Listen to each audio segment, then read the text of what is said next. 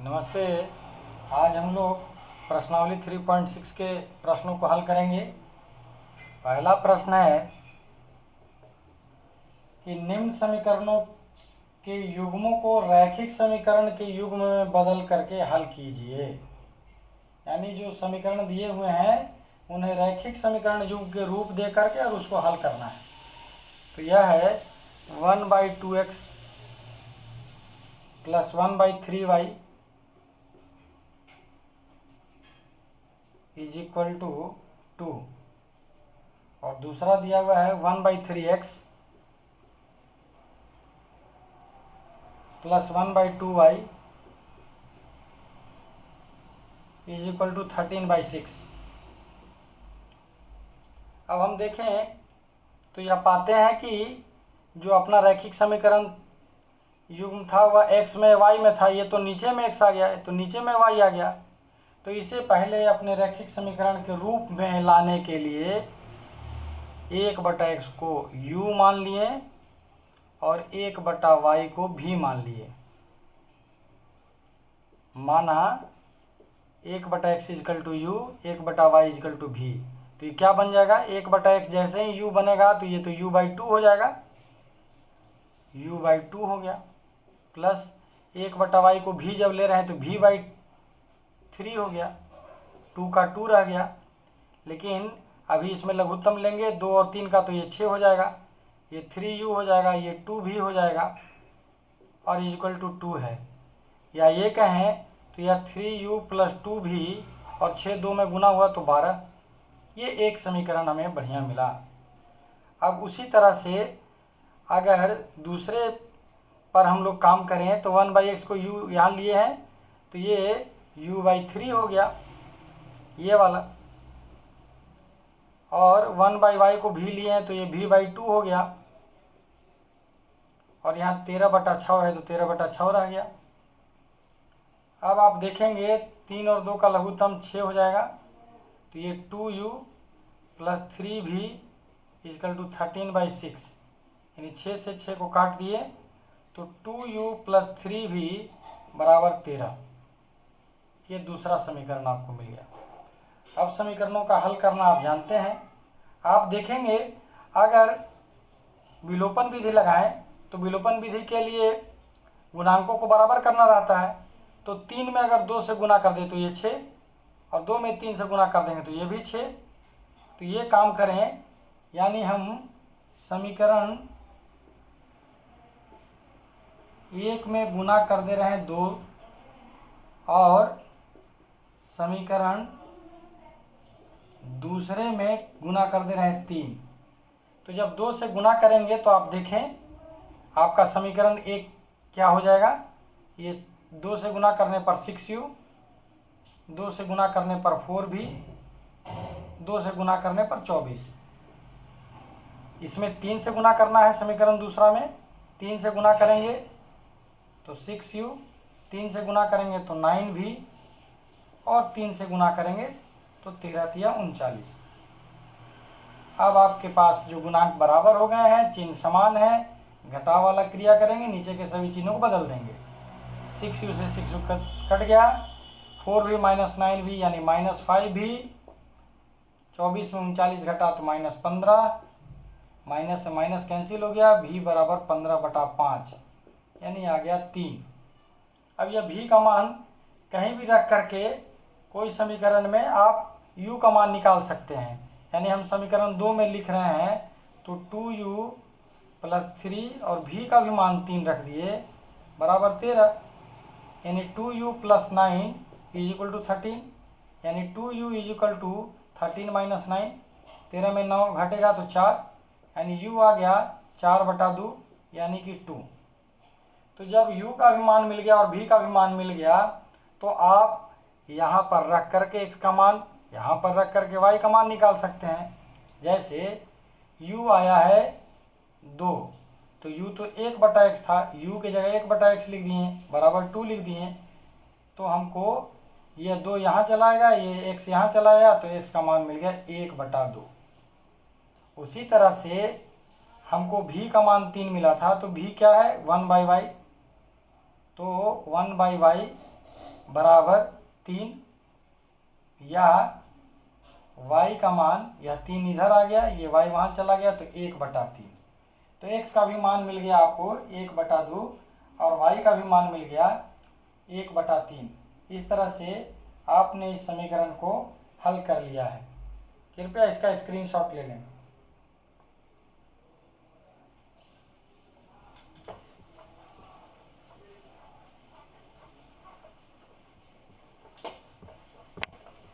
अब इसी तरह के एक और प्रश्न को हम लोग देखते हैं। यह पहला का 5वां है, पहले प्रश्न का 5वां खंड। 7x - 2y, 7x - 2y और बटा पूरे में जो बटा है वह xy है, बराबर 5। और दूसरा 8x + 7y और पूरे में बटा है xy और बराबर 15। अब देख रहे हैं कि हर में xy यह दोनों पर है, तो 7x में भी xy पहला समीकरण में और -2y में भी xy, यहाँ 5 है। यहाँ देखेंगे आप तो यह क्योंकि 7 में x गुना है, x में भी y गुना है, यह x कट गया, यहाँ y कट गया, तो यहाँ मिलता है, ये वाला को पहले लिखेंगे क्योंकि x वाला पहले लिखते हैं, y वाला बाद में लिखते हैं। तो -2/x पहले लिख दिए, 7/y भी है उसको भी लिख दिए और बराबर 5। उसी तरह से यह पहला समीकरण हुआ। उसी तरह से 8x में भी तो xy भाग देगा दूसरे समीकरण में, और 7y में भी xy भाग देगा और यहाँ 15 मिलेगा। यहाँ भी आप देखें तो x कट जाएगा, यहाँ भी y कट जाएगा क्योंकि गुना में है। x वालों को पहले लिखते हैं तो 7/x पहले लिखाएगा, 8/y भी लिखाएगा लेकिन बाद में, और ये 15, यह दूसरा हो गया। अब आप पहले समीकरण में भी 1/x के जगह u ले लें, 1/y के जगह v ले लें, तो 1/x के जगह u एवं 1/y की जगह v, ये हम लोग मान रहे हैं, माना। तो आपका पहला समीकरण रूपांतरित हो जाएगा -2u + 7v = 5 में, और दूसरा 7u + 8v बराबर 15 में। तो अब क्या करेंगे, इन समीकरण को हल करने के लिए फिर से विलोपन विधि लगाया जा सकता है। तो इसको समीकरण 3 और इसको समीकरण 4 ले लें, तो तीसरे समीकरण में 7 से गुना कर दें तो यह 14 हो जाए, और चौथे में 7 में 2 से गुना कर देंगे तो यह 14 हो जाए, तो दोनों जगह 14 आ जाएगा। इसलिए ऐसा ही करते हैं, विलोपन विधि लगाते हैं, यानी समीकरण जो 3 है उसमें 7 से गुना, और समीकरण जो 4 है उसमें 2 से गुना। तो ये अब 7 से गुना करेंगे, इसके प्रत्येक पद में 7 से गुना होगा, तो यह -14 हो गया, प्लस 7 से गुना करेंगे तो यह 49 भी हो गया, 7 से गुना करेंगे तो यह 35 हो गया। चौथे समीकरण में 2 से गुना करना है तो यह 14u, इसमें 2 से गुना करना है तो यह 16 भी, और यहाँ 2 से गुना करना है तो यह 30 आ गया। अब क्योंकि गुणांक बराबर आ गए हैं, चिन्ह अलग अलग आए हैं, तो जोड़ की क्रिया होगी, तो यह स्वतः कट जाएगा। 49 और 16 जोड़ेंगे तो यह 65 भी हो गया, 30 35 जोड़ेंगे तो यह भी 65 हो जाएगा, यानी v का मान 65/65 यानी कि 1।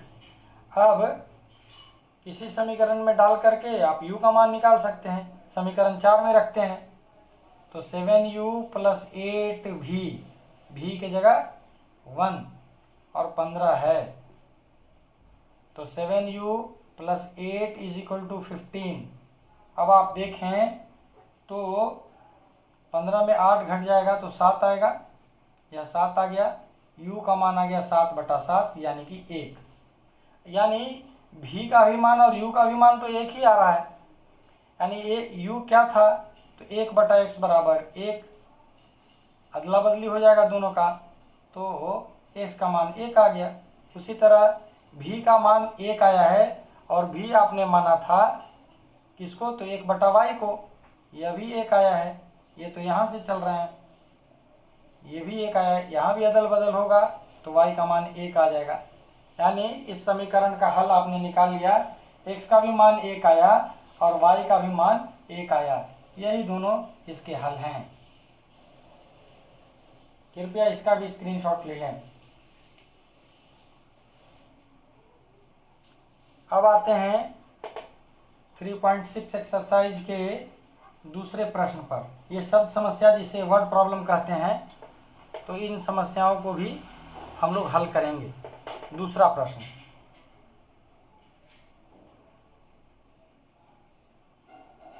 दूसरा प्रश्न है, निम्न समस्याओं को रैखिक समीकरण युग्म के रूप में व्यक्त कीजिए और फिर उनके हल ज्ञात कीजिए। यानी जो वक्तव्य दिए हुए हैं उन्हें समीकरण युग्म के रूप में लाना है और तत्पश्चात उसका हल करना है।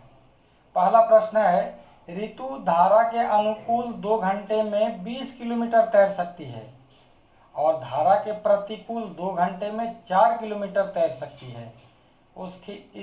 उसकी स्थिर जल में तैरने की चाल तथा धारा की चाल ज्ञात करें।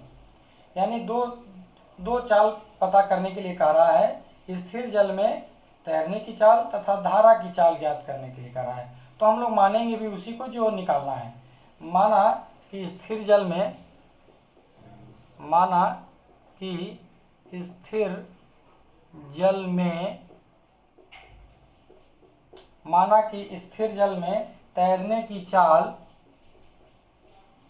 तैरने की चाल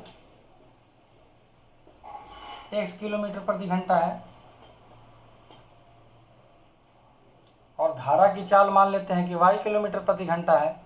यही दोनों निकालने के लिए प्रश्न में कहा भी गया है, धारा की चाल y किलोमीटर प्रति घंटा। अब प्रश्न के अनुसार धारा के अनुकूल, एक बात समझेंगे, धारा के अनुकूल जब तैरा जाएगा, धारा के अनुकूल, तब धारा की चाल जो है उसमें जुट जाती है, यानी वह चाल हो जाएगी x + y की। और जब धारा के प्रतिकूल चलेंगे तो यह उसमें घट जाएगी। ऐसे भी आप देखे होंगे, साइकिल जब ढलान पर आप चलाते हैं तो आपकी स्पीड बढ़ जाती है और उसी तरह, और वही जब ऊंचाई पर चढ़ाते हैं साइकिल को तो आपकी चाल घट जाती है। तो इसी तरह से चाल बढ़ती है, इसीलिए क्योंकि दोनों की चाल जो है वह जोड़ दी गई। तो धारा के अनुकूल के समय में कहा जा रहा है कि जो है 2 घंटे में 20 किलोमीटर तैर सकती है। तो 2 घंटे में 20 किलोमीटर तैर सकती है। हम लोग यह भी जानते हैं कि दूरी बराबर होता है चाल गुना समय। तो प्रश्न के अनुसार 20 किलोमीटर की दूरी तय की जा रही है और 2 घंटे में तय की जा रही है। तो चाल तो अपना x + y है, 2 घंटे में, तो इसको लिख दिए, चाल की जगह लिख दिए और समय की जगह लिख दिए। अब 2 से 20 कट भी सकता है, गुना में है तो कट जाएगा, यानी x + y आपका 10 आ गया। यह पहला समीकरण है। फिर कहा है कि धारा के प्रतिकूल जब चलेगा तब, तो ऋतु जब धारा के प्रतिकूल जब चलेगी यानी तैरेगी, तो मैंने पूर्व में ही कहा है कि जब प्रतिकूल आप धारा के चलेंगे तो धारा की चाल आपकी तैरने की चाल में घट जाती है और आपको जो चाल होगा आपका वह कम हो जाएगा जो आपका पहले से था स्थिर जल में।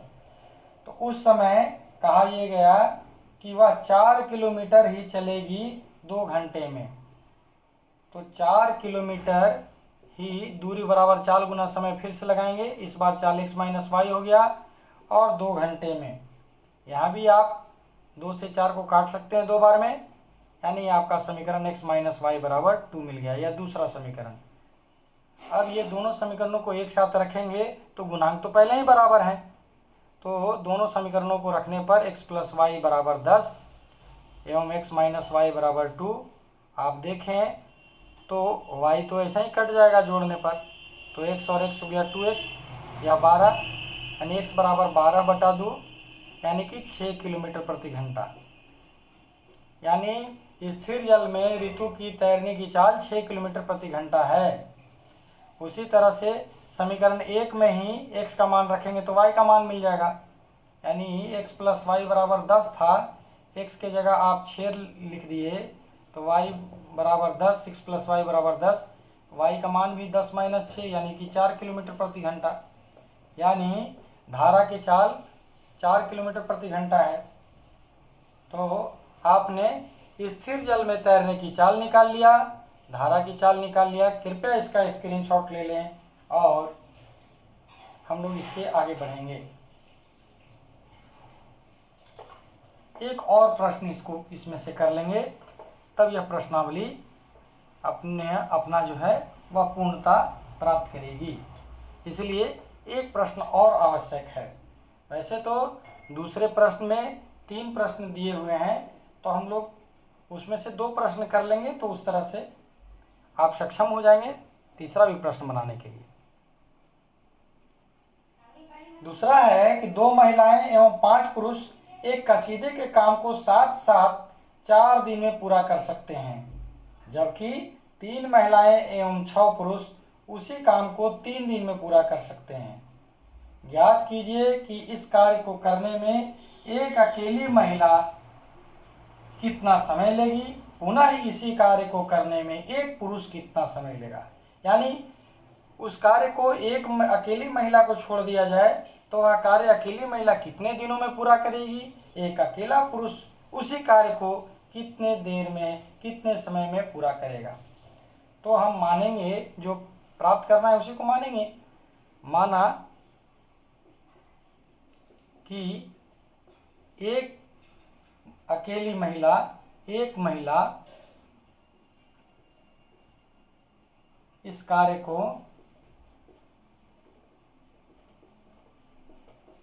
x दिन में पूरा करेगी, x दिन में पूरा करेगी। उसी तरह माना कि एक पुरुष इस कार्य को y दिन में पूरा करेगा। तब प्रश्न के अनुसार अगर एक महिला इस कार्य को x दिन में पूरा कर रही है तो एक महिला x दिन में पूरा कर रही है कार्य को, ऐसा मान लिया, तो एक महिला के द्वारा एक दिन में कितना कार्य होगा, 1/x। एक पुरुष एक दिन में कितना कार्य करेंगे, तो 1/y। जैसे एक कार्य को अगर आप 10 दिन में करते हैं तो प्रत्येक दिन 1/10वां कार्य 1/10वां हिस्सा का कार्य का कर रहे हैं आप पूरा। वही यहाँ भी कर दिए कि एक महिला अगर पूरा काम को एक दिन में कर रही है तो एक दिन में वह कितना कार्य करेगी, 1/x पूरा कार्य का 1/x। उसी तरह एक पुरुष एक दिन में पूरे कार्य को अगर y दिन में पूरा कर रहा है तो 1/y करेगा एक दिन में वह कार्य। तो प्रश्न के अनुसार 2 महिला और 5 पुरुष साथ में मिलकर के 4 दिन में काम कर रहे थे, तो 2 महिला और 5 पुरुष उस कार्य को करने में 4 दिन लगाते थे। तो एक दिन में इन लोग के साथ ये दोनों मिलकर के अगर काम करें तो एक दिन में कितना करेंगे, 1/4। एक महिला एक दिन में 1/x काम कर रही है तो 2 महिला कितना करेगी, 2/x। एक पुरुष एक दिन में 1/y कार्य पूरा कर रहे हैं, तो 5 पुरुष कितना कार्य करेंगे? 5/y, और इसको जोड़ दिए क्योंकि साथ में मिलकर काम कर रहे हैं। तो 1/x को u और 1/y को v मान लेने पर ये क्या बन जाएगा? 2u + 5v = 1/4, या 4 से गुना कर दें तो 8u + 20v = 1। यह एक समीकरण आपको मिल गया। उसी तरह प्रश्न में यह भी है कि अगर 3 पुरुष माफ करें 3 महिला और 6 पुरुष कार्य को 3 दिन में पूरा करेंगे, तो उसी हिसाब से यह 3/x हो गया, ये 6/y हो गया, और 3 दिन में पूरा कर रहे थे तो एक दिन में 1/3 करेंगे, यानी यह आपका 1/x को आपने पहले ही u माना है तो यह 3u हो गया, 6v हो गया, यह 1/3 का 3 ही रहा। गुना कर देंगे तो यह 9u हो जाएगा, यह 18v हो जाएगा, और यहाँ सिर्फ 1 बचेगा। तो 9u + 18v 18v = 1। यह दूसरा समीकरण हो गया। इन्हीं 2 समीकरणों को अब हम हल करेंगे। आप देख रहे हैं कि समीकरण 1 में अगर 9 से गुना करें और समीकरण 2 में 8 से गुना करें तो यहाँ भी 72 आ जाएगा, यहाँ भी 72 आ जाएगा। विलोपन विधि लगा करके और इसको हल कर लेंगे। कृपया इतना दूर तक का स्क्रीनशॉट आप ले लें। इस कार्य को और आगे बढ़ाना भी है, अभी यह पूर्ण हल नहीं हुआ है।